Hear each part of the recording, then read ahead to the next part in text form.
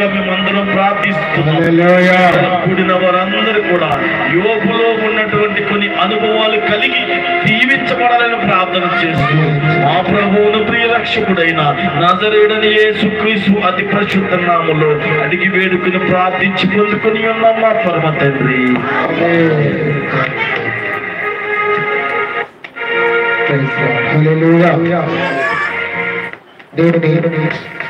దేవుని శ్రేష్టమైన ఘనమైన నామానికి మహిమ కలుగునుగా. అందరూ కూర్చుందామండి. చక్కగా మరి దేవుని సన్నిధానంలో మనందరం కూడా ఈ రీతిగా దేవుని స్తుతించి చక్కటి దైవ సంబంధమైన మాటలు నేర్చుకోవడానికి దేవుడు మనకు సహాయం చేశారు.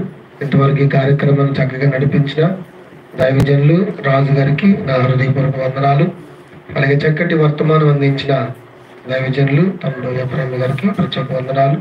అలాగే ఆరాధనలో, ప్రార్థనలో, పాటల్లో నడిపించిన ఏసన్న గారికి, యేసరాజు గారికి, అలాగే దైవజనులు ఇసాక్ గారికి, అలాగే తమ్ముడికి, అలాగే బిడ్డలకి అందరికీ కూడా నా ప్రత్యేకమైన కృతజ్ఞతలు తెలియజేస్తూ ఉన్నాను.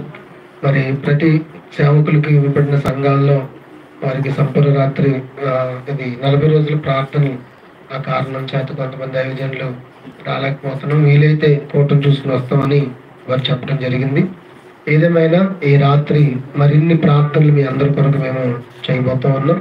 దేవుడు మాకు శక్తిని, ఓపికను, ఆరోగ్యంను దేవుడు ఇవ్వాలని మీరు అందరూ కూడా ప్రార్థన చేయండి. ఇప్పుడే మన తల్లి గారు సుశీలమ్మ గారు చెప్పారు, వారి కుటుంబంలో వారి యొక్క తమ్ముడి గారి కుటుంబంలో చెల్లి గారి కుటుంబంలో ఒక శోధన జరిగింది. దేవుడు ఆ కుటుంబంలో ఉన్న ఇబ్బందులు దేవుడు తీసివేసే కుటుంబానికి కాపుదల, క్షేమము, ఆ భయంకరమైన పరిస్థితి నుంచి దేవుడు తప్పించాలని మేము ప్రార్థన చేస్తాం. నాతో చెప్పారు. మీ అందరి కోసం కూడా ప్రార్థన చేస్తున్నాం. నిన్నటి దినాన ఆదివారం వాక్యంతో దేవుడు మనతో మాట్లాడారు. ఏమని మాట్లాడారు? యెహోవాను ప్రేమించి వారలారా చెడుతనమును అసహించుకోండి.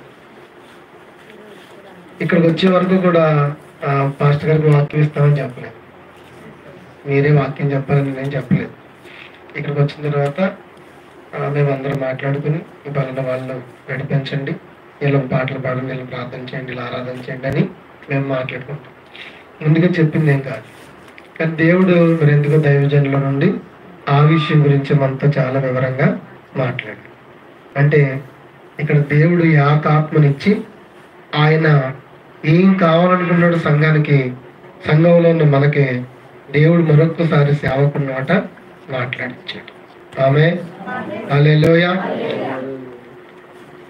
దేవుని ప్రేమించటం చాలా మంది ప్రేమిస్తానని చెప్పేస్తున్నారు, కానీ దేన్ని వదలతలేదు, చెడుతనమును విడిచిపెట్టట్లేదు. చెడుతనమును విసర్జించుటే ఆయన ప్రేమించడం అంటే అని దేవుడు చాలా అద్భుతంగా మాట్లాడాడు.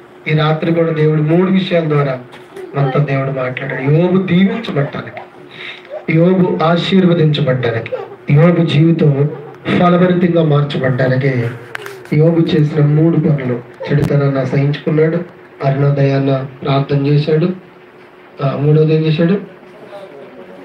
తన కష్టం కాదు, సమస్యలు వచ్చిన, భయంకరమైన పరిస్థితి వచ్చిన దేవుణ్ణి విడిచిపెట్టలేదు. దేవుళ్ళు ఎంతో నమ్మకంగా ఎదిగాడు.